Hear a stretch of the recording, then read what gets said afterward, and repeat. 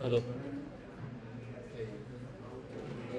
Okay, चलो ध्यान देना। ऑलरेडी आप पास्ट में पढ़ चुके हो series combination of register, parallel combination of register. ठीक है, तो इसके फॉर्मूला याद रखना क्योंकि सर्किट सॉल्विंग में ये चीज काम आएगी। सीरीज कॉम्बिनेशन ऑफ रजिस्टर में इक्विवेलेंट रेजिस्टेंस कितना होता है? R1 plus R2 plus R3 up to Rn। Parallel combination में 1/R1 plus 1/R2 plus 1/R3 up to 1/Rn। n equal resistor होते for n equal resistor. Equal resistor लगाया तो हम यहां बोल सकते हैं R इज इक्वल टू क्या बनेगा? इक्विवेलेंट। मान के चलो एक के रेजिस्टेंस की वैल्यू कितनी है? R है, तो ऐसे n रजिस्टर के लिए हो जाएगी NR, n time R। Similarly for n equal resistor के लिए बात करें, ध्यान देना, R equivalent is equal to क्या हो जाएगा? R by n। ये वाले फॉर्मूला काम आते हैं जब आपको क्विकली सर्किट सॉल्विंग करनी है तब। एमसीक्यू में खास तौर पर आपको ऐसी सर्किट दी जाती है जिसमें हम क्विकली क्या करेंगे? सॉल्व कर सकते हैं। जैसे कि आपको दो रजिस्टर है इक्वल वैल्यू के पैरेलल में कनेक्ट कर दिए तो आपको डायरेक्ट बाई 2 कर देना है। 3 कनेक्ट किया तो R/3 कर सकते हो। तो इसलिए हमें ये वाली चीज काम आती है।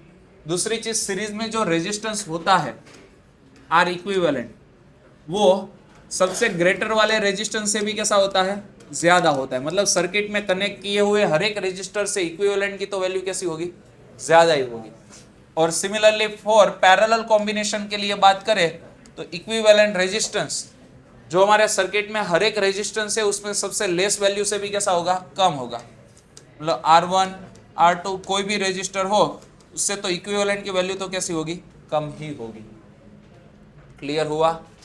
तो ये वाले मतलब जैसे हमने कैपेसिटर में पढ़ा था वैसा ही केस आप यहाँ यूज कर सकते हो। बट कैपेसिटर में जो पैरेलल का था वो यहाँ सीरीज का हो जाता है और कैपेसिटर में जो सीरीज का होता है वो पैरेलल का हो जाता है। तो ये चीजें थोड़ी सी 10th में आप पढ़ के आए हो, याद रहनी चाहिए, सर्किट सॉल्विंग में काम आएगी।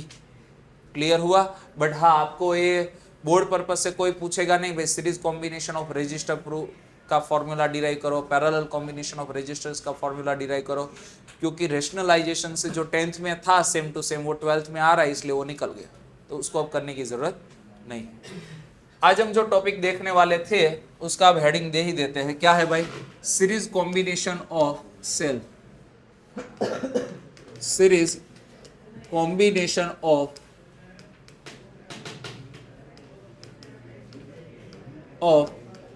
टू सेल्स लेने, उसका सीरीज कॉम्बिनेशन देखना है। तो मान के चलो भाई हमारे पास पहला जो सेल है, भाई देखो शॉर्ट पे सॉल्व करने वाला हो तो डिस्क्रिप्शन का काम कम रहेगा, बट हाँ सारी चीजें उसमें आ जाएगी डेफिनेटली। तो मान के चलो भाई हमारे पास एक पहला सेल है, उसका ईएमएफ कितना है भाई? ε1 है, और उसका इंटरनल रेजिस्टेंस कितना है भाई? R1 है, सॉरी। क्लियर हुआ? और इसके दोनों टर्मिनल को हम यहाँ इंडिकेट भी कर देते हैं। मान के चलो फर्स्ट टर्मिनल A है, सेकेंड टर्मिनल कौन सा है भाई? B है।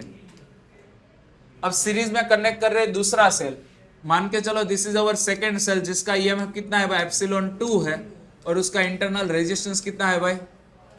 R2 है। तो एक टर्मिनल तो B हो गया, तो लास्ट टर्मिनल कौन सा बना? मान के चलो C। क्लियर हो गया यहां तक का?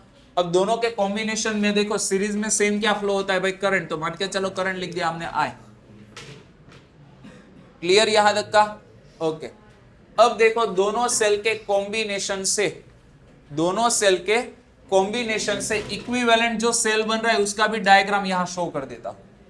मान के चलो दोनों सेल के कॉम्बिनेशन से एक नया सेल हमारे पास कुछ ईएमएफ के साथ दे रहा है, उसको हम बोल देते हैं एप्सिलॉन इक्विवेलेंट। और जो नया सेल बन रहा है मतलब इक्विवेलेंट जो इसका रेजिस्टेंस बनेगा नेटवर्क का, उसको हम यहां बोल देते हैं equivalent resistance Req, that is the internal resistance. अब देखो सेल का स्टार्टिंग टर्मिनल कौन सा था भाई? A था, तो यहां A पॉइंट आएगा, और एंडिंग टर्मिनल कौन सा है भाई? C है, तो यहां क्या आएगा? C आएगा। क्लियर हो गया? तो let consider the two cell which has the EMF ε1 and ε2 and the internal resistance is the R1 and R2.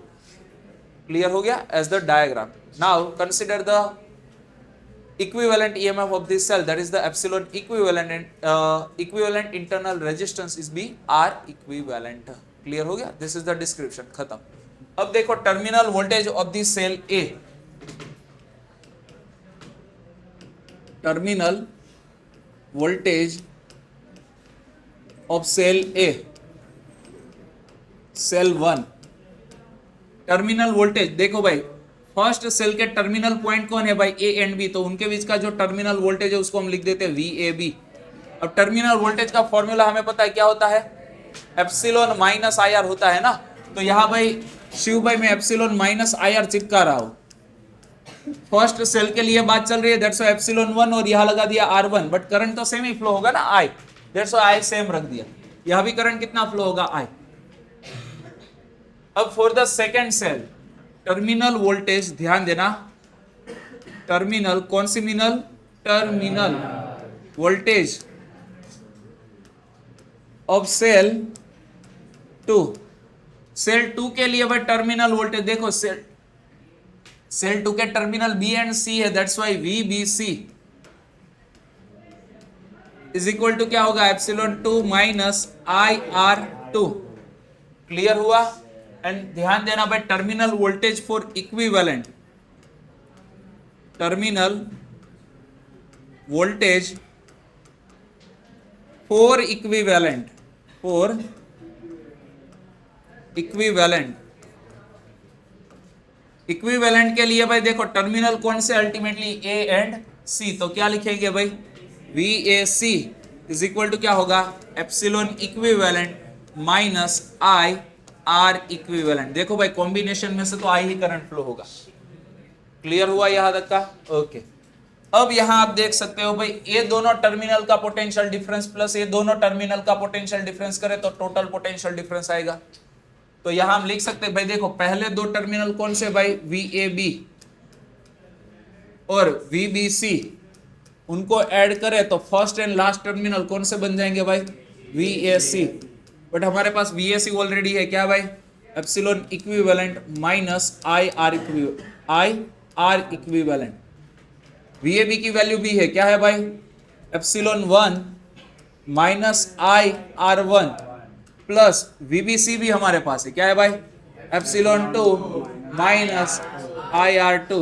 तो भी जीत मैंने तो भी संभळाणो हाँ, okay, epsilon equivalent minus IR equivalent. अब ध्यान देना एप्सिलॉन वाली जो टर्म है ना राइट साइड उसको हम साथ में ला रहे हैं, साथ में लाया तो क्या बन जाएगा, एप्सिलॉन 1 प्लस एप्सिलॉन 2, उसको एक घर में रख दिया ब्रैकेट। अब माइनस कॉमन निकाला और साथ में I भी कॉमन निकाला तो बनेगा क्या, R1 प्लस R2। अब यहाँ LHS एंड RHS को कंपेयर करो तो पता चल जाएगा दिस इज द I, तो यहाँ भी माइनस I है साथ में। ये वाला EMF का टर्म, ये भी EMF का term, this is the R equivalent, तो इसको R इक्विवेलेंट ये वाला टर्म बनेगा। तो हम यहाँ बोल सकते हैं so epsilon equivalent is equal to क्या होगा, epsilon 1 plus epsilon 2 and R equivalent क्या बनेगा, R1 प्लस R2।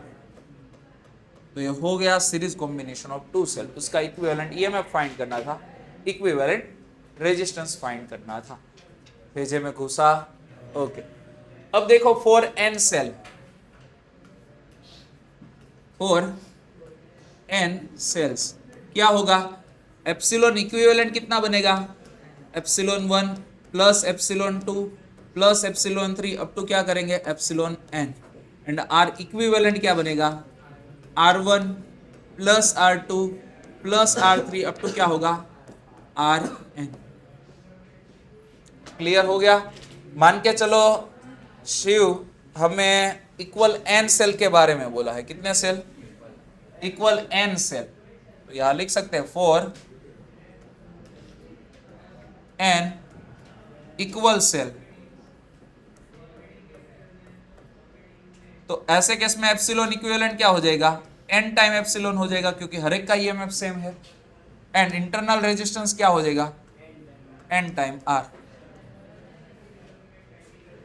क्लियर हो गया यहां तक का।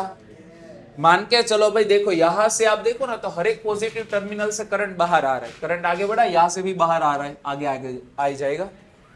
तो जो भी सेल से करंट बाहर आ रहा है ना, सेल के सीरीज एंड कॉम्बिनेशन में हम खास तौर पर ध्यान देना, हमने यहाँ एप्सिलॉन 1 प्लस एप्सिलॉन 2 मिल रहा है, मान के कोई सेल के अंदर करंट घुस रहा है, पॉजिटिव टर्मिनल के अंदर करंट क्या हो रहा है भाई, जा रहा है, एंटर हो रहा है, तो ऐसे केस में उस सेल का ईएमएफ कैसा लेंगे हम, नेगेटिव लेंगे। That is the opposing condition, उसको हम क्या बोलेंगे, अपोजिंग कंडीशन। ये वाले केस में दोनों सेल हेल्पिंग कंडीशन में, दैट्स व्हाई ईएमएफ इंक्रीज होगा। और मान के चलो एक सेल को रिवर्स कर दिया है, तो जो सेल के अंदर करंट जा रहा है ना, मतलब उसका चार्जिंग हो रहा है, चार्जिंग हो रहा है, तो उसका ईएमएफ हम यहाँ क्या करेंगे, सबट्रैक्ट करेंगे, ऐड नहीं करेंगे। तो कई बार ऐसे आपको क्वेश्चन आते हैं कि भाई जैसे कि एक सर्किट है, अब कोई सिंपल सा क्वेश्चन पूछ देता हूँ भाई, मान के चलो भाई हमारे पास n सेल है, इक्वल सेल है, उसको हमने सीरीज में कनेक्ट किया है, n इक्वल सेल को सीरीज में कनेक्ट किया है, जिसमें एक सेल को गलती से रिवर्स में उल्टा कनेक्ट कर दिया, और नेट ईएमएफ हमें कितना मिल रहा है, एप्सिलॉन मिल रहा है। n इक्वल सेल को कौन से कनेक्शन में कनेक्ट किया है, सीरीज में कनेक्ट किया है, ठीक है। और एक सेल गलती से कैसा हो गया, मतलब एक सेल का ईएमएफ कितना है, एप्सिलॉन है, एक सेल को हमने गलती से कैसा कनेक्ट कर दिया है, उल्टा कनेक्ट कर दिया है, ठीक है, समझ में आ गया, ओके। अब देखो उस मतलब तब हमें ईएमएफ जो मिल रहा है, that is the epsilon equivalent 1 बोल देता हूं उसको, ठीक है। Now we reconnect them in correct manners, मतलब हम क्या कर रहे हैं, उस सेल को करेक्ट मैनर्स में कनेक्ट कर रहे हैं। तो न्यू ईएमएफ क्या मिल रहा है, एप्सिलॉन इक्विवेलेंट 2 मिल रहा है।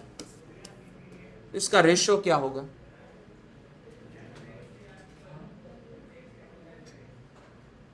सोचो।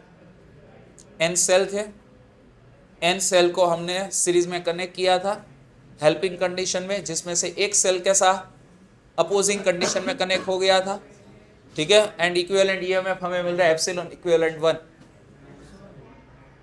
Now we recorrect that combination, उसको हम क्या कर रहे हैं, रिकरेक्ट कर रहे हैं, एंड न्यू ईएमएफ कितना मिल रहा है, एप्सिलॉन इक्विवेलेंट 2 मिल रहा है। व्हाट इज द रेशियो,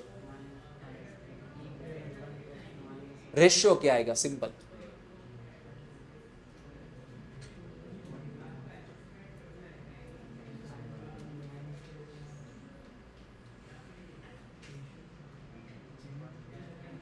भाई n सेल को आप कनेक्ट करो तो हमें ईएमएफ कितना मिलता है, n एप्सिलॉन मिलता है ना, तो उसको तो नीचे लिखना ही पड़ेगा।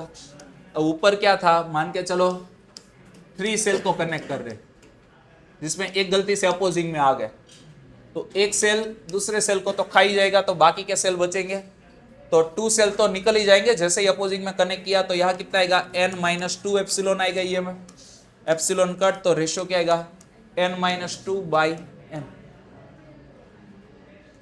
अब n की जगह कई बार बोल देते भाई 10 सेल को हमने कनेक्ट किया था, जिसमें एक सेल था वो अपोजिंग कंडीशन में था, बाकी के सेल जैसे थे वैसे ही, तो अपोजिंग कंडीशन वाला सेल एक दूसरे सेल को खा जाएगा, तो यहाँ n की जगह क्या रखेंगे, 10, 8/10 आएगा answer.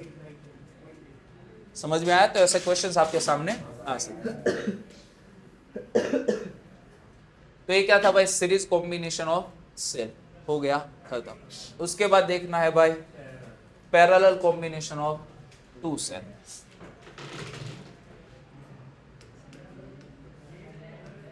Parallel combination of 2 sales.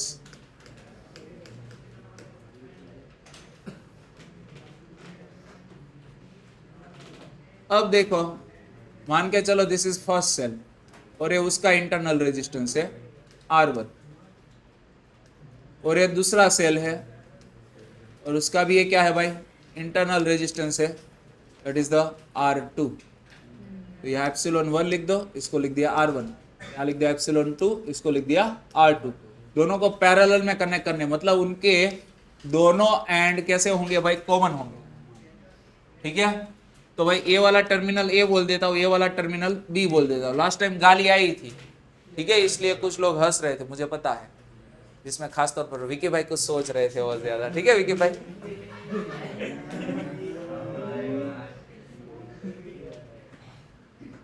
सिर्फ विकी था ऐसा नहीं था, उसमें तुविजीत भी था, ठीक है वो, बट विकी इंडिपेंडेंटली कुछ सोच रहा था, तुविजीत भी इंडिपेंडेंटली सोच रहा था, मुझे पता है, क्योंकि जब मैंने ए बी और सी पॉइंट लिखे ना, तो उसमें भी जब वोल्टेज की बात आई ना, तो वी बोला ना, तब सोचने लगे सर हम सबको गाली दे रहे। ठीक है, सोचा था।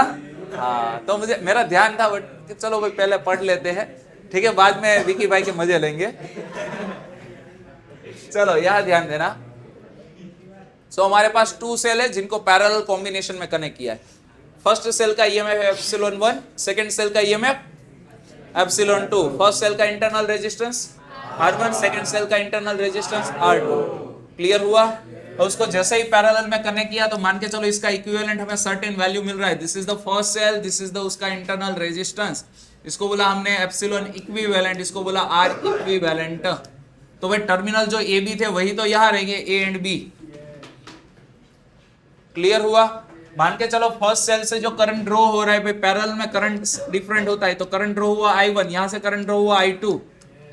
फर्स्ट सेल से कितना करंट ड्रॉ हुआ I1, सेकंड सेल से I2, आगे जाके मर्ज होके यहां बन गया I। तो यहां से I घुसा, इसमें I1 गया, इसमें I2 गया, I2 फिर से मर्ज होके I। ठीक है, मराठी नहीं चल रहा, I। अब देखो भाई, मतलब इक्विवेलेंट भाई दोनों सेल है, इसको एज ए सिंगल सेल के तौर पर इमेजिन करें भाई, कॉम्बो होके कुछ पावर दे रहा है, कुछ एनर्जी दे रहा है, कुछ वोल्टेज दे रहा है, तो उसका इक्विवेलेंट ये हम मान लेते हैं एप्सिलॉन इक्विवेलेंट है, तो करंट ड्रॉ तो होगा आई ही ना। क्लियर हुआ भाई? अब देखो ऐसे केस में हम फिर से टर्मिनल वोल्टेज वाला ही मामला यूज करेंगे। लास्ट केस में क्या था, सीरीज कॉम्बिनेशन था, तो करंट सेम था, डिफरेंट वोल्टेज था, तो वोल्टेज का एडिशन बताया था। इस बार क्या है भाई, पैरेलल कॉम्बिनेशन है, पैरेलल में कांस्टेंट रहता है वोल्टेज, बट करंट डिफरेंट होता है, तो अब किसका एडिशन लेंगे, करंट का। तो हमें सब्जेक्ट बनाना पड़ेगा करंट को। तो एक सेल के लिए आपको पूरा detail calculation, similarly for second cell, for equivalent cell, ऐसे चल सकते। ठीक है, तो भाई टर्मिनल वोल्टेज ऑफ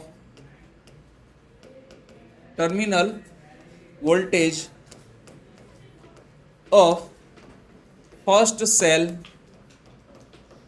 सेल का terminal voltage that is the VAB is equal to क्या होगा, टर्मिनल वोल्टेज का फॉर्मूला एप्सिलॉन माइनस IR। तो मैं यहां लिख सकता हूं epsilon minus IR। Second cell के लिए 2 to 2 हो गया। अब ध्यान देना, I2 को सब्जेक्ट बनाना है, क्योंकि बोला ना करंट को सब्जेक्ट बनाना है, तो इसको सामने ले जाओ, माइनस होगा वो हो जाएगा प्लस, तो I2 R2। अब एप्सिलॉन 2, ये VAB इस साइड है तो माइनस VAB हो गया। अब देखो R2 इस साइड है तो डिवीजन में इंडिपेंडेंटली डिवाइड करते हैं हर एक स्टेप को, तो क्या हो जाएगा एप्सिलॉन 2 अपॉन R2 माइनस क्या हो जाएगा VAB upon R2। Clear? Similarly तो अभी हमने करंट फाइंड कर लिया, terminal voltage of the first cell का फॉर्मूला यूज किया, वहां से अल्टीमेटली हमने करंट फाइंड कर लिया। Similarly for second cell current I2 is equal to क्या हो जाएगा, I2 ये I2 कर दिया ना हमने गलती से, तो यहां सेकंड कर देते हैं भाई। तो यहां क्या करना पड़ेगा भाई, फर्स्ट से, इसमें क्या है भाई, तो यहां कर दिया हमने भाई I1। भाई दोनों फाइट कर रहे थे भाई, पहले मुझे, तो भाई हमने बोला कि भाई लास्ट टाइम हमने फर्स्ट को पहले प्रायोरिटी दी थी, इस बार बोला कि भाई 2 को। ठीक है, तो अब बुरा नहीं मानेंगे, दोनों कंट्रीब्यूशन तो करेंगे। तो I1 की बात करें क्या हो जाएगा, epsilon 1 upon R1 minus VAB upon R1। भाई टर्मिनल वोल्टेज तो सेम ही है, VAB। क्लियर हुआ? अब फॉर इक्विवेलेंट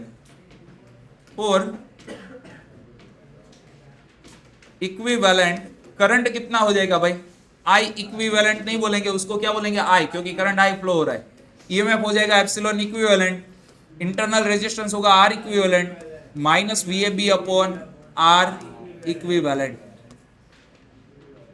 क्लियर हुआ यहां तक का? भाई देखो टर्मिनल तो A एंड B है, दैट्स व्हाई VAB आएगा। क्लियर हुआ? ओके। अब देखो here here I is equal to क्या होगा, I1 प्लस I2। क्यों भाई, करंट आ रहा था I1, यहां से आ रहा था I2, दोनों मर्ज होके क्या बना दिया I। क्लियर हुआ? ओके। दूसरी चीज यहां जो हमने रूल अप्लाई किया ना, एक्चुअली में आप बाद में पढ़ने वाले हो, किरचॉफ का ये जंक्शन रूल है। क्या है भाई, जंक्शन रूल। जंक्शन पर मीट करने वाले टोटल करंट का मतलब algebraic addition of the current कैसा होता है, 0 होता। तो आई है उसको सामने ले जाए, या तो I1 I2 को इस साइड ले जाए तो 0 हो जाएगा ना।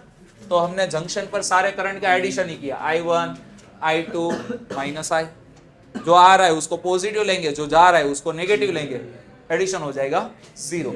तो बिना पढ़े हम वैसे जंक्शन रूल तो बहुत सालों से यूज कर रहे हैं, जैसे आपने पैरेलल कॉम्बिनेशन ऑफ रजिस्टर में भी यही कंसेप्ट का यूज किया होगा 10th में।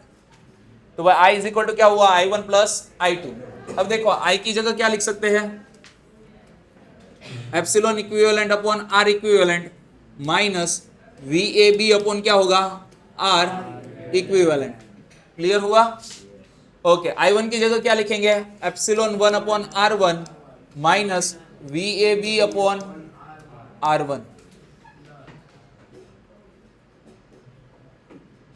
अब ध्यान देना, प्लस I2 की जगह क्या होगा, epsilon 2 upon R2 minus VAB upon R2। Okay, अब देखो इसको रीअरेंज कर रहे हैं, तो यहां देखो लेफ्ट साइड में क्या है, एप्सिलॉन अपॉन R मतलब EMF upon resistance, EMF upon resistance. तो यहाँ जो भी टर्म राइट साइड में EMF अपॉन रेजिस्टेंस को रिलेट कर रही है उसको हम क्या कर रहे हैं, पास में ला देते हैं, साथ में रखते हैं। और राइट साइड की जो टर्म है उसमें क्या है, टर्मिनल वोल्टेज अपॉन रेजिस्टेंस, तो टर्मिनल वोल्टेज अपॉन रेजिस्टेंस वाली टर्म को साथ में रखते हैं, तो हमें कंपेयर करने में इजी रहेगा। Epsilon equivalent upon R equivalent minus VAB upon R equivalent है तो इसको ऐसे लिख रहा हूं 1 अपॉन R इक्विवेलेंट। क्लियर? अब ध्यान देना, epsilon 1 upon R1 epsilon 2 upon R2 उसको साथ में ला रहे, epsilon 1 upon R1 plus epsilon 2 upon R2 उसको साथ में लाया, और माइनस VAB कॉमन निकाल रहे। देखो ए वाला स्टेप और ए वाला स्टेप, मतलब सेकेंड एंड फोर्थ स्टेप में से माइनस VAB हमने निकाला कॉमन, तो बचा कौन अंदर, 1 upon R1 plus 1 upon R2। Clear हुआ? अब कंपेयर कर सकते हैं, देखो यहाँ EMF अपॉन रेजिस्टेंस, यहाँ भी EMF अपॉन रेजिस्टेंस, उसका ही डायमेंशनल फॉर्मूला। यहाँ 1 अपॉन R इक्विवेलेंट ए वाला बनेगा क्योंकि VAB तो है ही। तो compare the both side, compare both sides, दोनों साइड को कंपेयर करें तो क्या बन जाएगा, epsilon equivalent upon R equivalent is equal to epsilon 1 upon R1 plus epsilon 2 upon R2 and 1 upon R equivalent and 1 upon R equivalent क्या हो जाएगा, 1 upon R1 plus 1 upon R2। तो ये हमें क्या मिल गया भाई, इंटरनल रेजिस्टेंस। अब दिक्कत क्या है कि भाई हमें तो चाहिए था EMF, तो आपको 1 अपॉन R इक्विवेलेंट की वैल्यू तो यहाँ पुट करनी पड़ेगी ना। तो R इक्विवेलेंट सामने गया तो अब R इक्विवेलेंट यहां से मिल जाएगा। आपको चाहिए क्या भाई, इक्विवेलेंट EMF चाहिए, बट डिवीजन में कौन आ रहा है, R इक्विवेलेंट। R इक्विवेलेंट सामने गया तो R इक्विवेलेंट की वैल्यू कहां से मिलेगी, तो यहां से फाइंड कर सकते हो। और ये वाला कौन सा है भाई, पैरेलल कॉम्बिनेशन ऑफ रेजिस्टेंस का ही फॉर्मूला है, और सेल में इंटरनल रेजिस्टेंस सारे कैसे आ रहे हैं, पैरेलल में ही आएंगे, तो आपको याद रखने में इजी रहेगा। क्लियर हुआ? ओके, फॉर N सेल के लिए बात करें,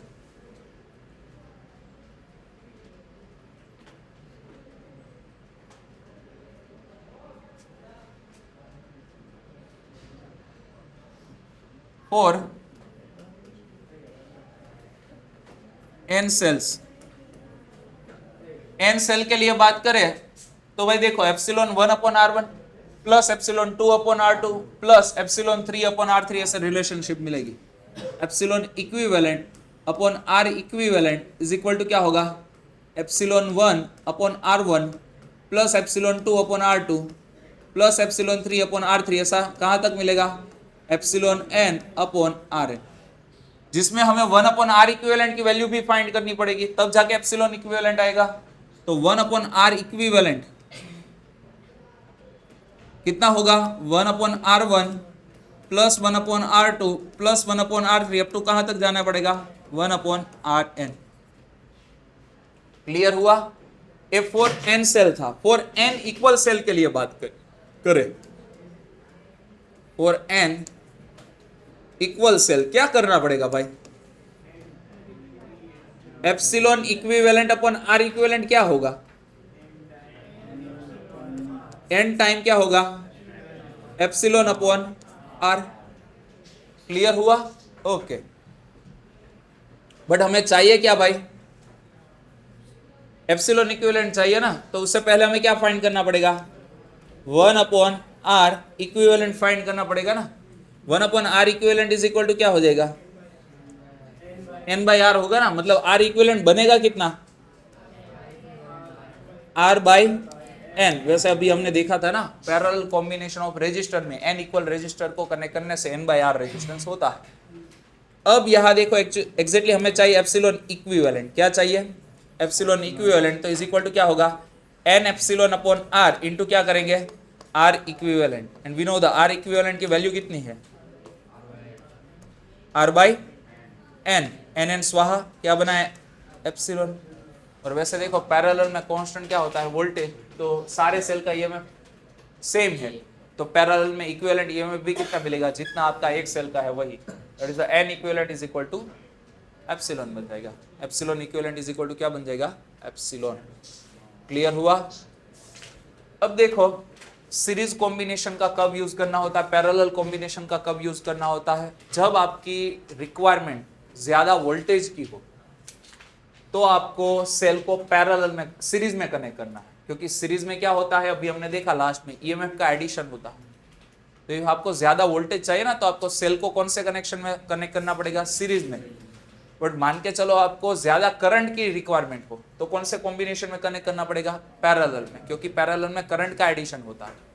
तो जो आप सोलर सेल देखते हो ना, सोलर पैनल देखी, उसके ऊपर छोटे छोटे पहले तो सेल्स होते, तो ऑक्टागोन शेप का होगा, जैसे स्क्वायर होगा और साइड में थोड़ी सी कॉर्नर कट होगी। कई में ऐसे भी शेप होते हैं, कोई में डायरेक्टली रेक्टेंगुलर स्ट्रिप भी होती है।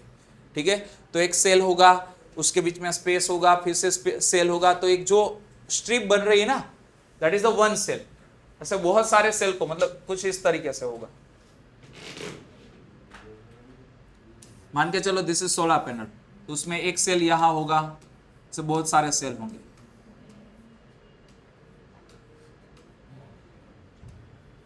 और इसमें से एक लार्ज पतली लाइन निकलेगी।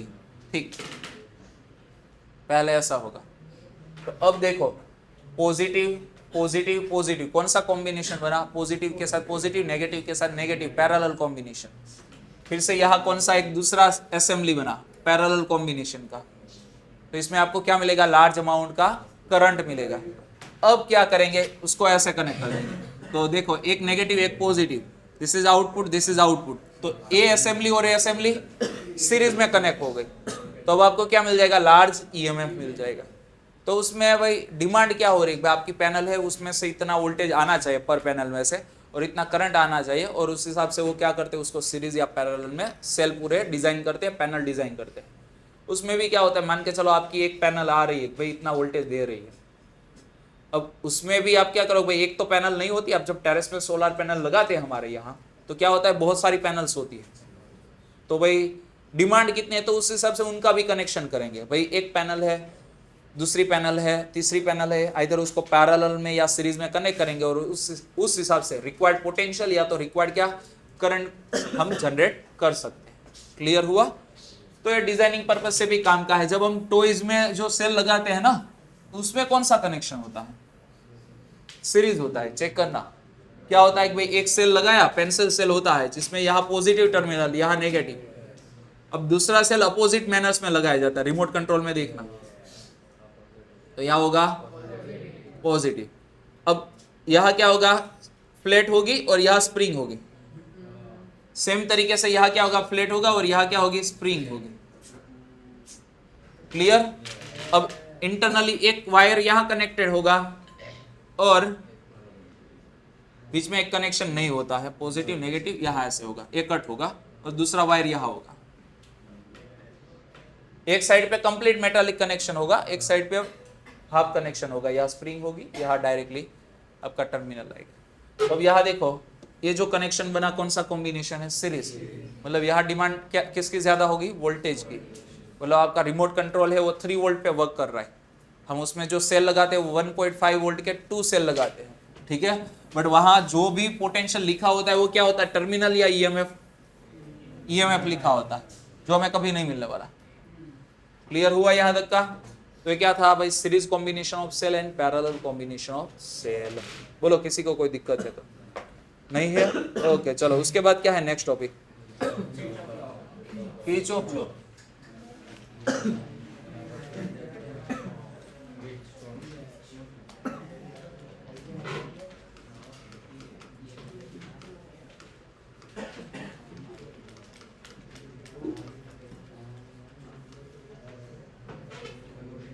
Kirchhoff's law. ओके भाई, दो लॉ है, एक है लूप रूल और एक है जंक्शन रूल। पहला हमें देखना है जंक्शन रूल।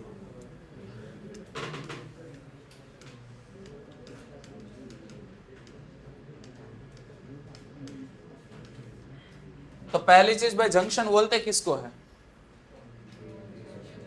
सूरत रेलवे स्टेशन है, बड़ौदा जंक्शन है, अहमदाबाद जंक्शन है।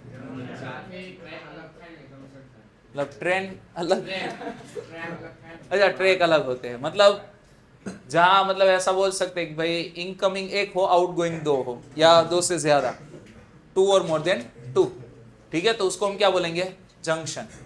मतलब सर्किट में जंक्शन की बात करें तो क्या होगा कि भाई कोई एक पॉइंट है जहां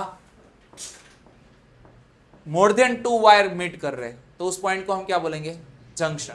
ठीक है, the point where the more than two wires meets, that's called the junction. Okay, तो ऐसा हो तो लिख देते हैं जंक्शन का मतलब क्या होगा, the point where more than two wires meet, meeting करेंगे तो उसको हम क्या बोलेंगे, जंक्शन बोलेंगे। तो भाई देखो, ये पहला वायर, ये दूसरा वायर, तो इसको जंक्शन बोलेंगे। यस और नो? नो भाई, क्या लिखा है भाई, मोर देन टू, तो अभी टू ही वायर मीट कर रहे हैं। अब ये तीसरा वायर आया, मीटिंग खत्म, तो इसको क्या बोलेंगे, यस नहीं बोलेंगे, जंक्शन बोलेंगे, जंक्शन बोलेंगे। ओके, जंक्शन क्या बोलेंगे, junction.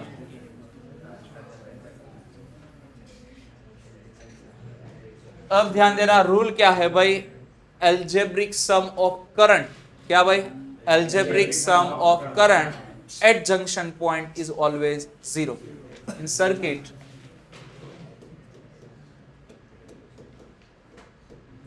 Circuit algebraic sum of current is always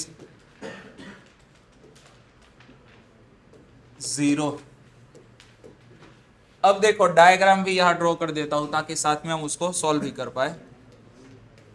मान के चलो अभी हमने यहाँ टोटल 5 वायर्स मीट कर रहे हैं, सब माना, ठीक है। So this is the junction point ओ। मान के चलो ये पहला वायर है, उसमें करंट आ रहा है I1, इसमें करंट जा रहा है I2, इसमें करंट आ रहा है I3, इसमें करंट आ रहा है I4, और इसमें करंट जा रहा है I4। ओके, आ रहा है, जा रहा है, आ रहा है, आ रहा है, जा रहा है। ओके, तो किसी का सरनेम झा तो नहीं है? हाँ होता है ना, झा, झा। ओके, तो करंट जो आ रहा है उसको पॉजिटिव लेंगे, करंट जो जा रहा है, ज्या नहीं जा रहा, ठीक है, ज्या नहीं, हाँ, तो करंट जो जा रहा है उसको नेगेटिव लेंगे। ऐसा नहीं है भाई, कन्वेंशनल अपने हिसाब से चूज कर सकते हो, फर्क नहीं पड़ता, बट जनरली हम क्या करते हैं, जो करंट जंक्शन के ऊपर आ रहा है उसको हम कैसा लेंगे, पॉजिटिव। जो करंट लीव कर रहा है जंक्शन पॉइंट को उसको हम क्या करेंगे, नेगेटिव। तो कन्वेंशनली याद रखना, conventionally the current coming to junction उसको कैसा लेंगे, पॉजिटिव, एंड करंट, बातें नहीं भाई, करंट लिविंग द जंक्शन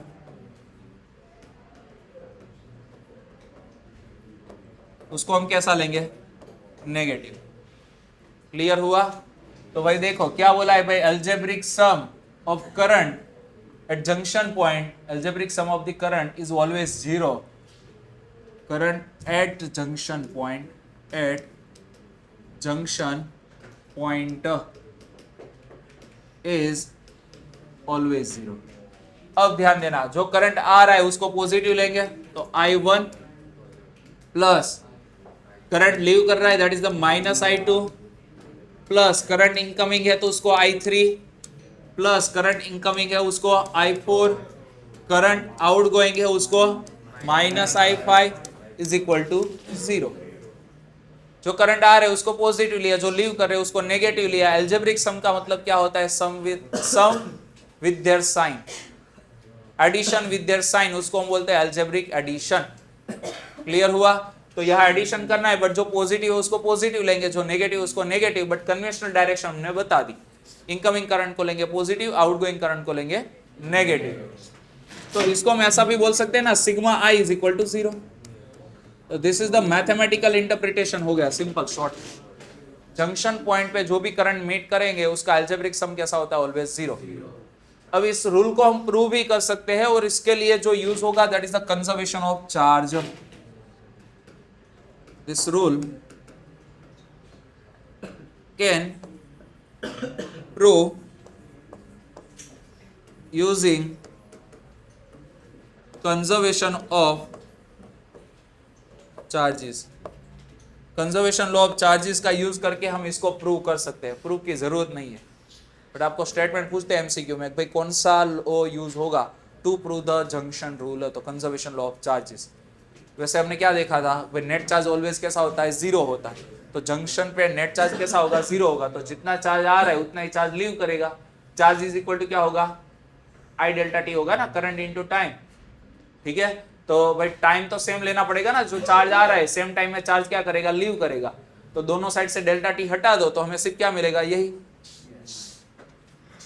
ठीक है, तो इसको प्रूव कर सकते हैं, बट प्रूव की जरूरत नहीं है। बोलो इसमें किसी को कोई दिक्कत है तो? नहीं है, ओके। अभी देखो हमने सीरीज कॉम्बिनेशन अभी देखा था ना, उसके बाद क्या देखा था, पैरेलल। तो यह वही चीज की है, देखो I is equal to I1 plus I2। आ कौन सा रहा है भाई, I1 आ रहा है ना, या जंक्शन पॉइंट ए के लिए, और I2 भी आ रहा है, और लीव कौन कर रहा है, I। तो जो लीव करेगा उसको कैसा लेंगे, माइनस, जो मीट करेगा उसको कैसा लेंगे, पॉजिटिव। तो हम ऐसा बोल सकते हैं भाई जो आ रहा है वो कौन है, I1 है, और दूसरा कौन आ रहा है, I2 है। लीव कौन कर रहा है, I, that is a minus I। Algebraic sum हो गया 0, माइनस I सामने गया तो I is equal to I1 plus I2 आ गया। मतलब ऑलरेडी हमने वहां जंक्शन रूल ही यूज किया है ए वाले केस में, तो थोड़ा सा आपको आइडिया होना। क्लियर हुआ, पेजे में घुसा, ओके। उसके बाद लूप रूल है जिसको आज हम नहीं करने वाले, ठीक है। तो पहले खत्म नहीं हुआ है, ध्यान दो शांति से। कहा गया,